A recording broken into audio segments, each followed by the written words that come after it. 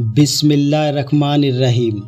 میری حافظ قرآن بیوی نے 100 بچیوں کو قرآن پاک حفظ کروایا تھا، مگر جب اس کی وفات ہوئی تو روز اس کی قبر پھٹ جاتی اور اس کی قبر سے دھواں نکلتا۔ میں روز اپنی بیوی کی نئی قبر بنوا کر آتا۔ لوگ پوچھتے کہ اس نے کون سا گناہ کیا تھا جس کی اسے سزا مل رہی ہے۔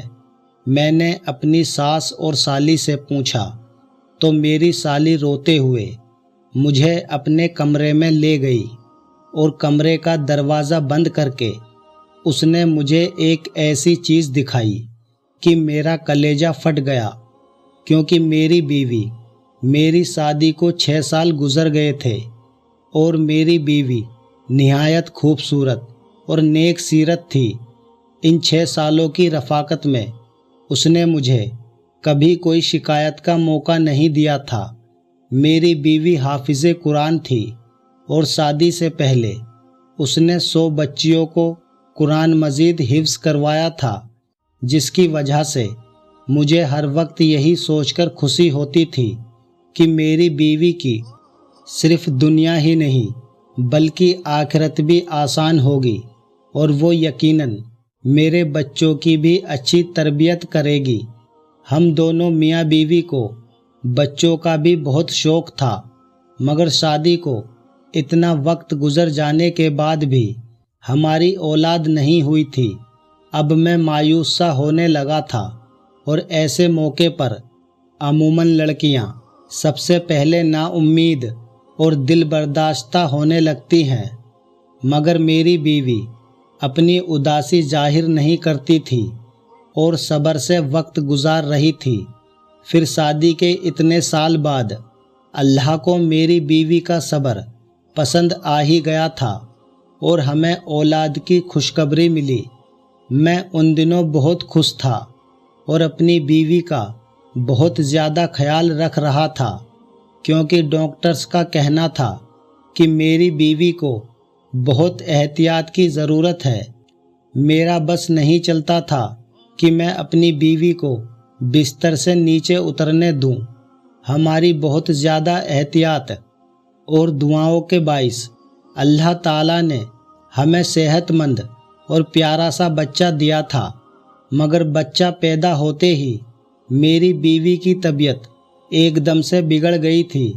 میں نے ایسا تو بالکل نہیں سوچا تھا کہ بچہ ہوتے ہی میں بیوی کو کھو دوں گا۔ اپنی بیوی کی طبیعت کا سن کر میں نے اللہ سے اس کی زندگی کی بہت دعائیں مانگی، مگر میری دعائیں رد ہو گئیں اور میری بیوی اللہ کو پیاری ہو گئی۔ میں غم سے بے حال ہو رہا تھا۔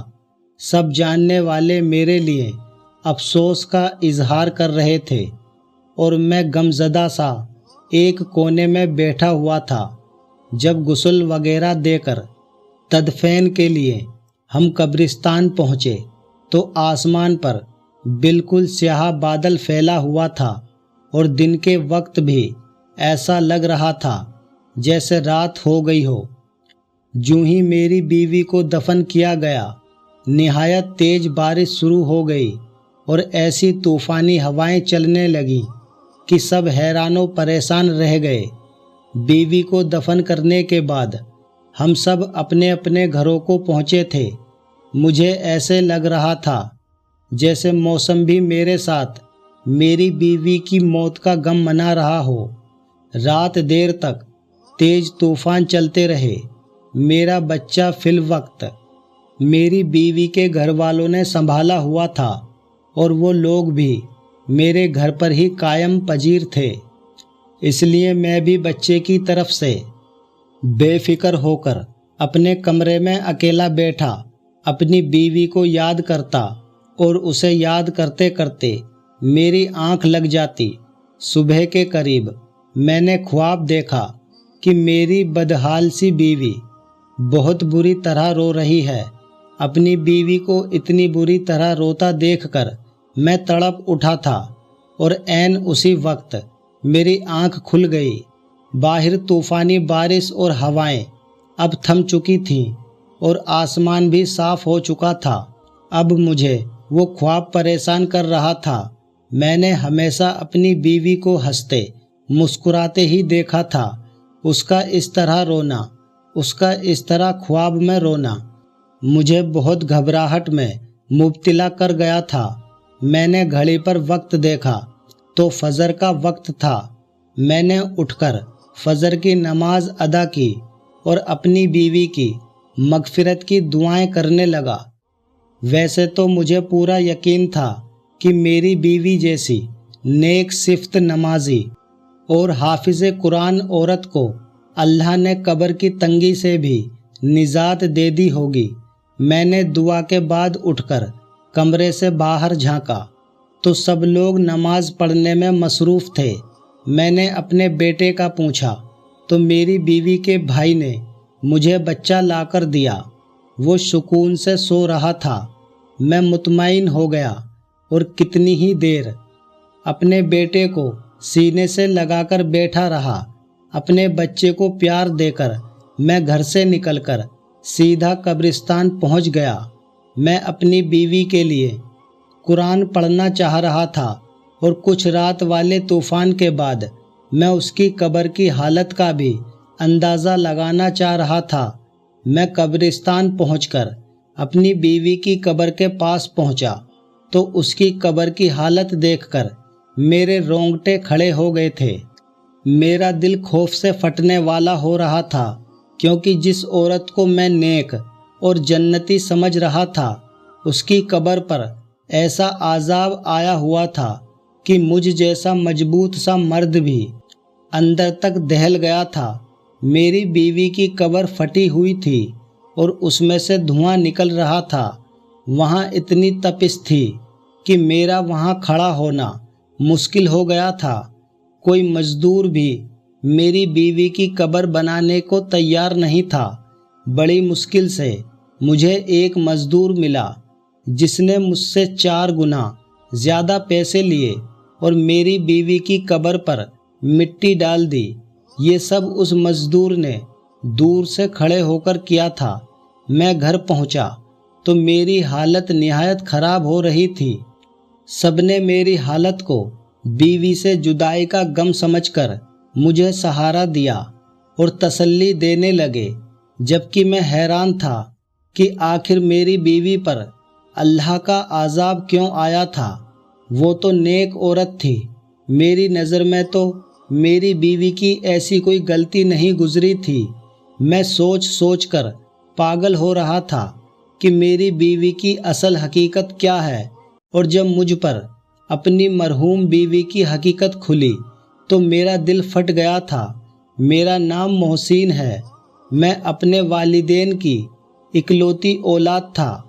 ہمارے گھر میں کل 4 افراد رہتے تھے، میں، میرے ماں باپ اور ایک میری بیوہ پھپھو جو میری دوسری ماں جیسی تھی۔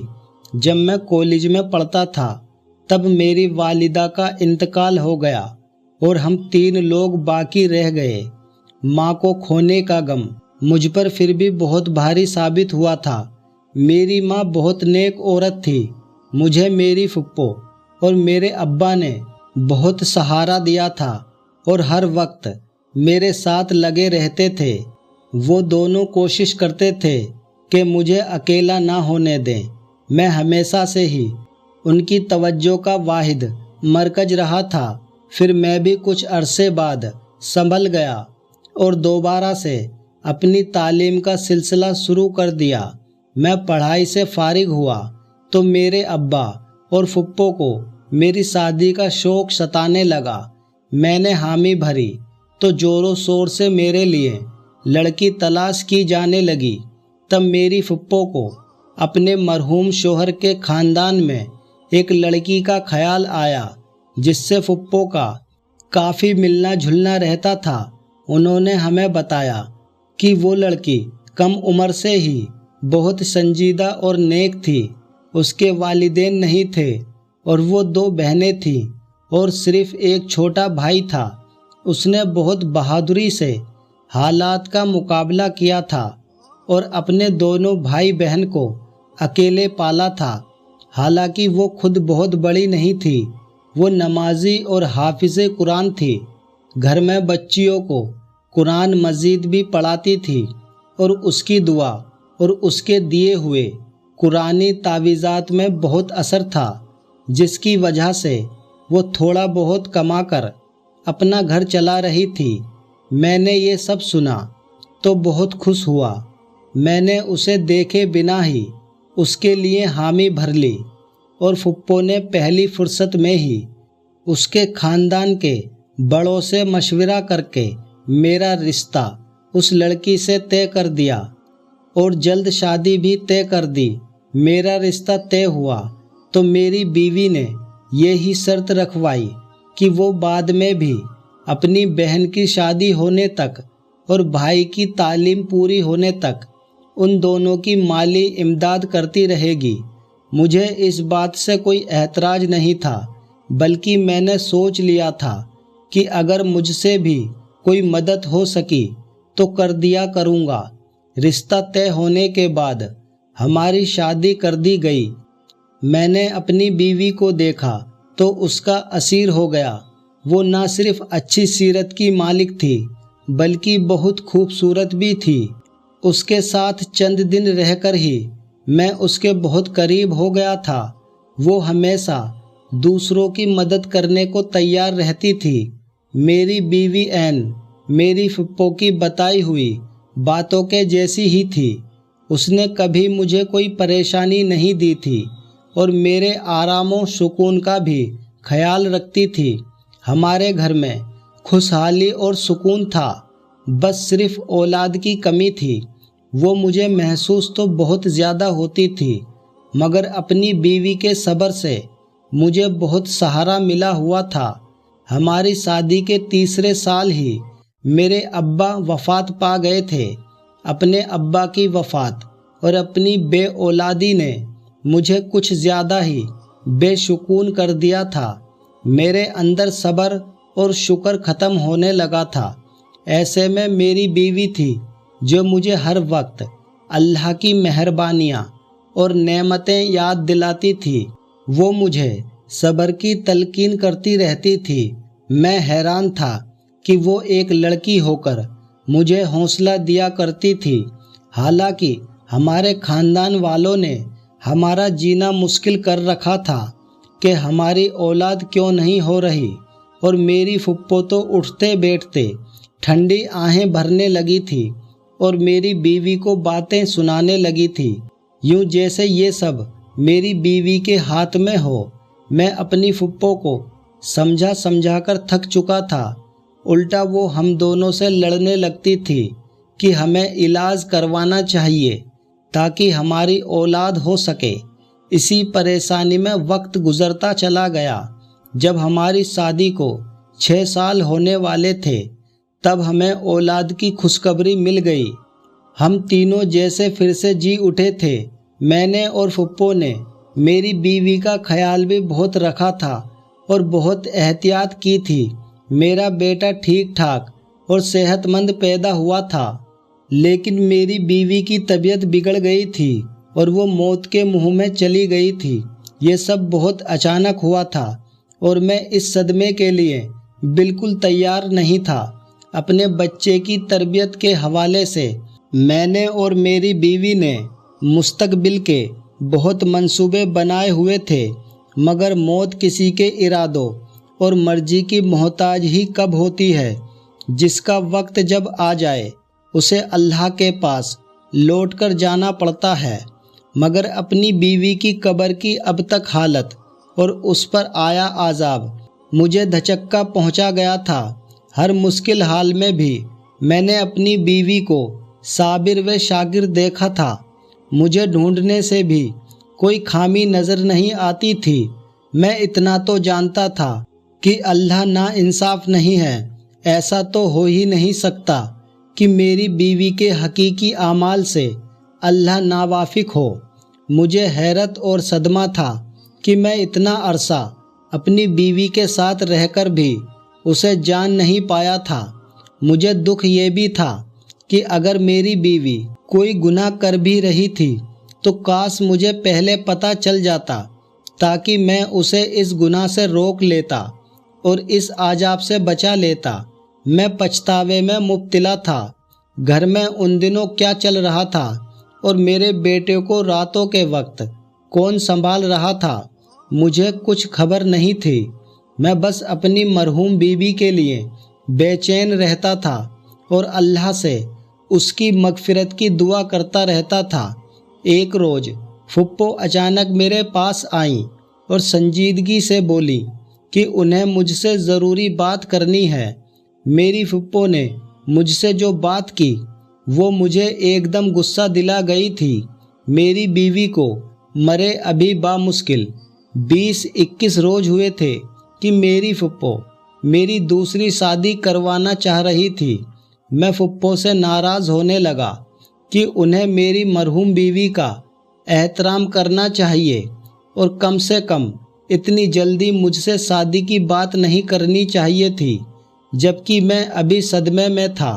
پھپھو نے تحمل سے میری ناراضگی دیکھی اور پھر مجھ سے کہنے لگی کہ وہ بوڑھی ہو گئی ہے، اس لیے مجھے یا میرے بیٹے کو نہیں سنبھال سکتی۔ انہیں بھی میری بیوی کی موت کا دکھ تھا۔ جب میں نے پھپھو کی ان باتوں کا کوئی بھی اثر نہ لیا تو پھپھو نے مجھ سے کہا کہ بیٹا ٹھیک ہے، تم اپنا بیٹا خود سنبھالو یا پھر اپنا بیٹا اسی کو دے دو جو اسے دن رات ماں کی طرح سنبھال رہی ہے۔ میں پھپھو کی بات پر حیران ہوا تھا کہ میرا بیٹا کون سنبھال رہا تھا، کیونکہ میرے اندازے کے مطابق تو میرے بیٹے کو پھپھو ہی سنبھال سکتی تھی۔ مگر جب میں نے یہی سوال پھپھو سے کیا تو ان کے جواب نے مجھے بالکل لاجواب کر دیا تھا۔ پھپھو نے بتایا کہ میرا بیٹا اتنے روز سے میری مرحوم بیوی کی چھوٹی بہن سنبھال رہی تھی، پھر وہ چاہتی تھی کہ میں اپنی بیوی کی چھوٹی بہن سے نکاح کر لوں تاکہ میرے بیٹے کو ماں کا پیار ملتا رہے اور ہمارا گھر بھی سنبھل جائے۔ میں پھپھو کی بات ماننے کو تیار نہیں ہو رہا تھا۔ میں اپنی بیوی کی جگہ کسی کو دینے کے لیے ابھی تیار نہیں تھا، مگر پھپھو کا دن با دن مجھ پر زور بڑھتا جا رہا تھا۔ وہ ہر دن مجھے میرا بیٹا دکھاتی تھی جو نہا دھو کر بالکل صاف ستھرا ہوتا تھا۔ پھپھو کی ضد تھی کہ میں بیٹے کی خاطر اپنی بیوی کی بہن سے نکاح کروں اور اسے ہمیشہ کے لیے اپنے گھر میں رکھ لوں۔ میں نے اپنے کام پر جانا شروع کر دیا تھا۔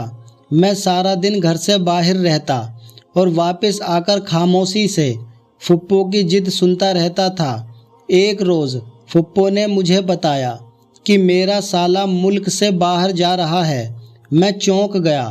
مجھے میری بیوی اپنی زندگی میں ہی بتا چکی تھی کہ اس کے بھائی کی تعلیم مکمل ہو چکی ہے اور وہ نوکری کے لیے ملک سے باہر جانا چاہتا ہے۔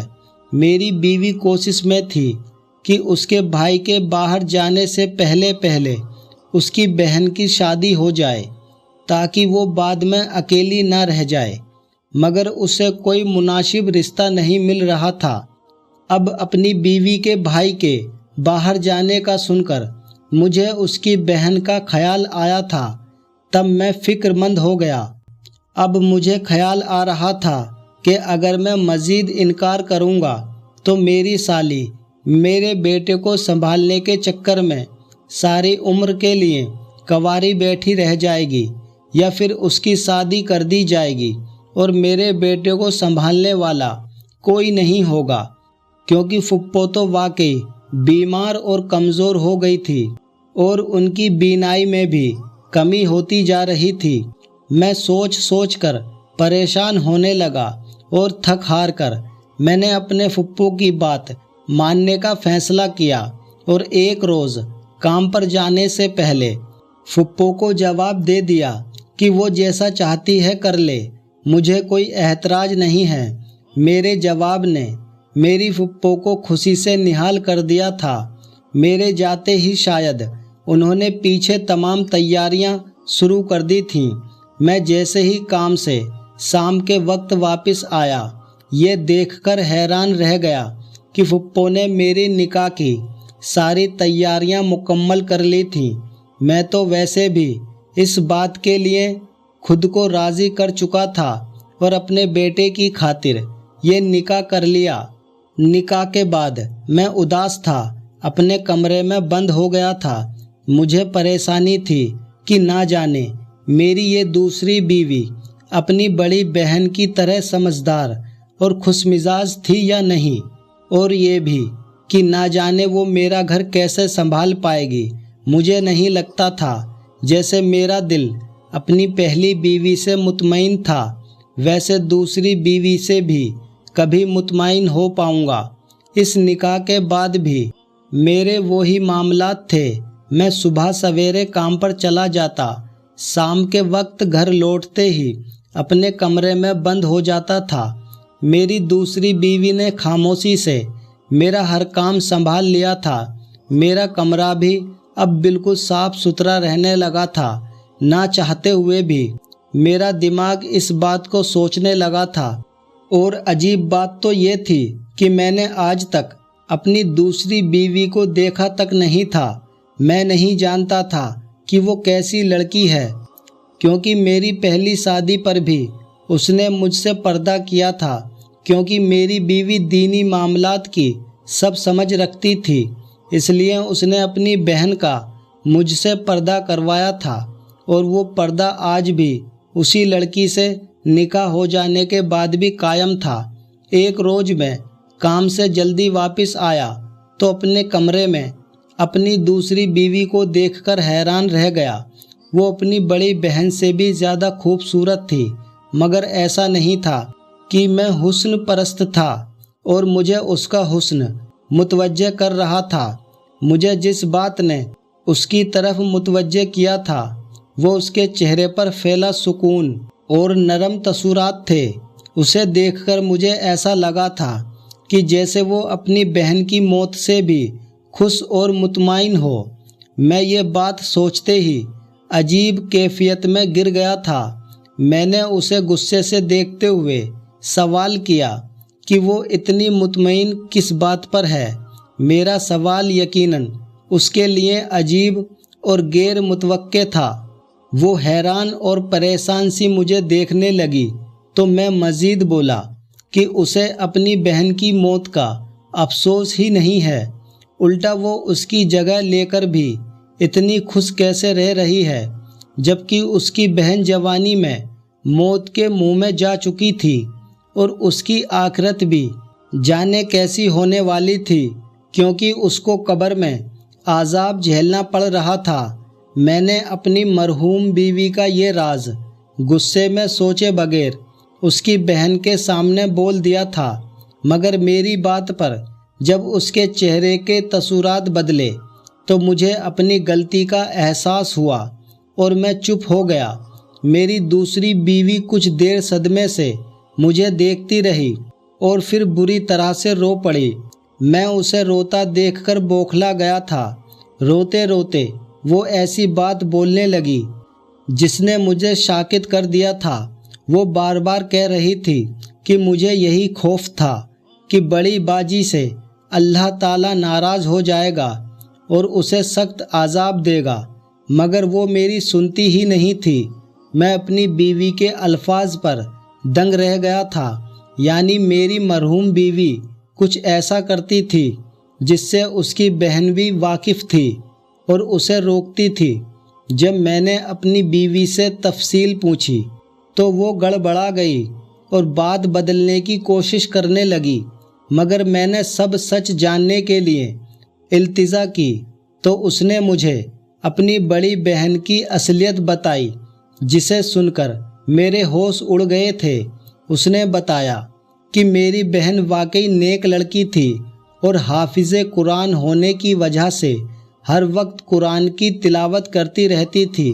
ایک روز ہمارے محلے میں کسی بچے کو تکلیف ہوئی تو اس کی ماں کی پریشانی پر میری بہن نے کچھ آیت پڑھ کر اس بچے پر پھونک دی، جس سے اس بچے کو آرام آ گیا۔